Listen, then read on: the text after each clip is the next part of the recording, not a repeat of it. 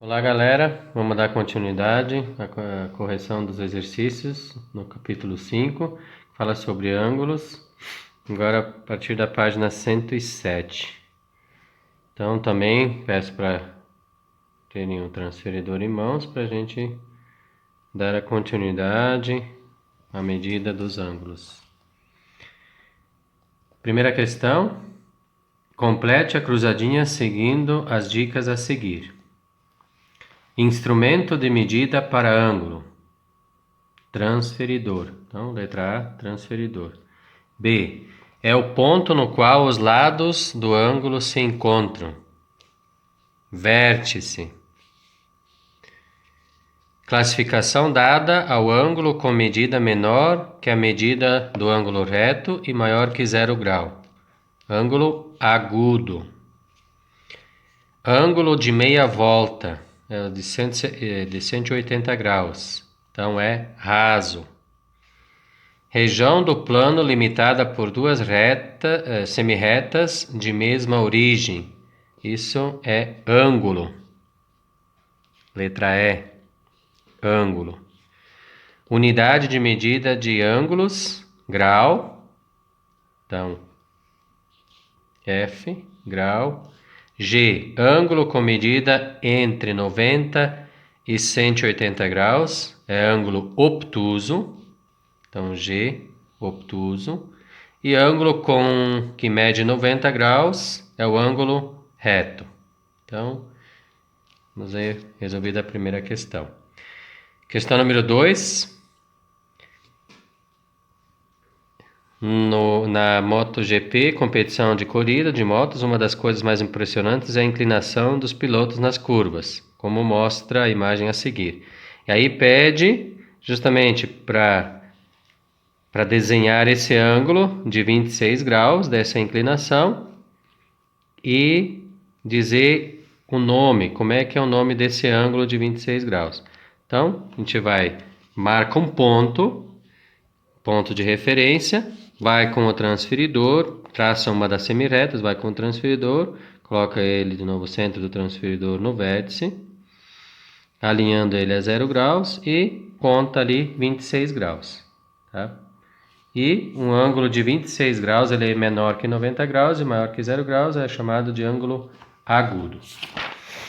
Na questão número 3, vocês têm ali a figura de um transferidor de 180 graus. Tá? Então, dividida em vários ângulos. Então, escreva a medida dos ângulos indicados no transferidor e classifique-os. Então, primeiro, o ângulo AOB. Então, sempre o O é o meu vértice, ok? Por isso que todos eles, vocês podem ver aqui, que ele tem um acento circunflexo, então ele é meu vértice. Tá? A partir sempre ele que vai ser minha referência para calcular o ângulo. Então, AOB, mede quantos graus? 10, 20, 30. Então, 30 graus, ele é chamado de ângulo agudo. O ângulo AOC, tá? AOC, ele mede 70 graus, tá? 70 graus, ele é chamado também de ângulo agudo porque ele é menor que 90 graus. C, o ângulo AOD, ele é exatamente 90 graus. Então, ele é chamado de ângulo reto. D, o ângulo AOE. AOE, ele é maior que 90 graus, então ele é 120 graus, ok? Aliás, 110 graus, AOE. Aqui, 100, 110, 110 graus. Então, como é maior que 90 graus, ele é chamado de ângulo obtuso. O ângulo AOF, ele está entre 140 e 150, bem no meio. Então, é 145 graus. 45 graus, então ele é maior que 90 e menor que 180, também chamado de ângulo obtuso. E F, o ângulo AOG, é justamente um ângulo de 180 graus, então ele é chamado de ângulo raso, ok? Questão número 4, leia com atenção as frases a seguir e assinale V para verdadeiros e F para falsos. Vamos para as definições. A. Um quadrado tem 4 ângulos retos. Verdadeiro.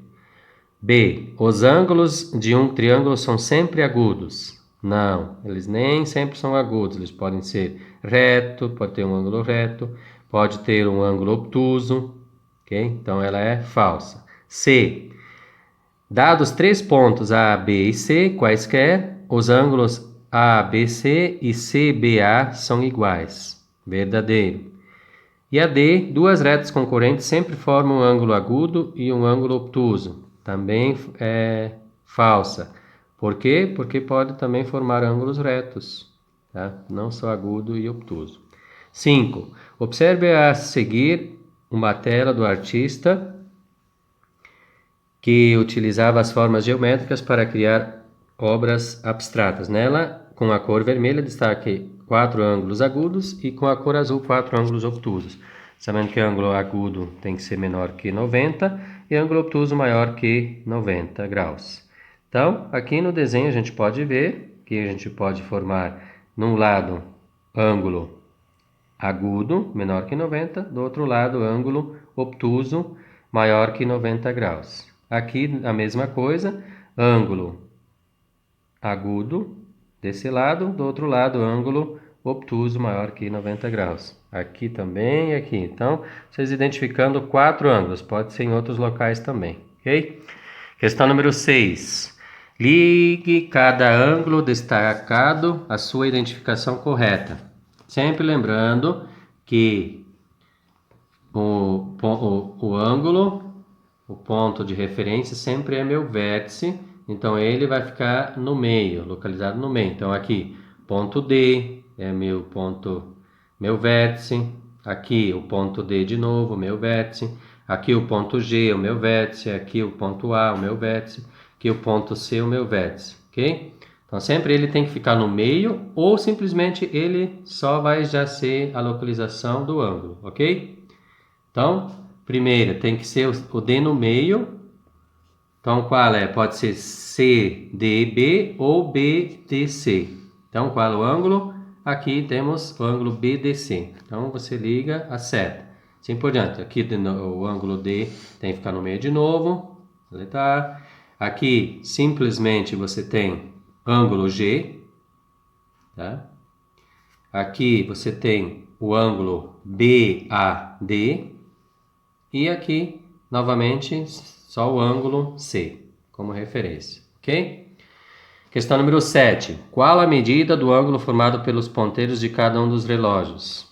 Sabendo que o relógio está dividido em 12 partes e se você contar que a circunferência inteira tem 360 graus, 360 dividido por 12 dá 30, ok?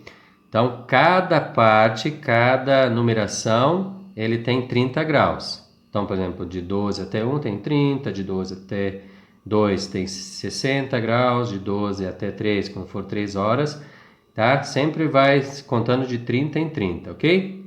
Então, aqui, letra A, 1 hora. Então, ponteiro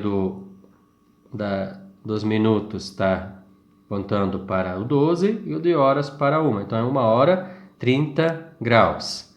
Aqui, 6 horas, 180 graus, tá? Tanto para um lado ou para o outro. Aqui, sinalizando para um lado. Na letra C, nós temos o ângulo de 12, tá? Até 8. Então, são 8 horas, mas contando, tá? Pela esquerda. Então, você tem 30, 60, 90, 120 graus, tá? Então, C, 120 graus. E na letra D, 12 horas, um ponteiro está em cima do outro, então 0 graus. Questão número 8. Considere um relógio de ponteiros em que os ponteiros dos minutos estão apontando para o 12. Que horas são quando o ângulo entre os ponteiros é 90 graus? Então, 90 graus você pode ser quando for 3 horas ou 9 horas, ou ainda 15 horas ou 21 horas. Na B, 150 graus, quando for 5 horas ou 7 horas, ou ainda 17 horas ou 19 horas. E C, 30 graus, quando for 1 hora ou 11 horas, ou ainda quando for 13 horas ou 23 horas. Ok? Questão número 9. A yoga é uma prática originária da Índia, na qual uma pessoa exercita a respiração e a concentração, aliados ao exercício físico. Ao praticarmos essa atividade, formamos diversos ângulos com o nosso corpo. Classifique-o de acordo com sua medida, cada um dos ângulos destacados a seguir. Então vamos lá. Sempre lembrando da classificação dos ângulos, ok? Então, letra A forma um ângulo maior que 90 graus e menor que 180. Então, ele é um ângulo obtuso. Na B, também um ângulo maior que 90 graus e menor que 180, também obtuso. Na C, formamos um ângulo de 90 graus, ângulo reto. Na D, ângulo menor que 90 graus, agudo. Na E, um ângulo maior que 90 e menor que 180, obtuso. F, um ângulo raso, tá? Porque forma um ângulo de 180 graus. G, um ângulo menor que 90, agudo. H, um ângulo maior que 90 e menor que 180, obtuso. E letra I, menor que 90 graus, ângulo agudo. Ok? E a questão 10, para a gente finalizar. Qual é a medida do menor ângulo formado pelos ponteiros de um relógio quando ele marca 2 horas? Então, 30 de 2 até 1 e depois de 1 até 2 mais 30. Então, 30 mais 30, 60 graus. É o menor ângulo formado, então, pelo ponteiro, tá? Dos minutos e das horas. Ok? Muito obrigado pela atenção. Tá? E qualquer dúvida, estou à disposição. Bons estudos, muito obrigado e até a próxima aula.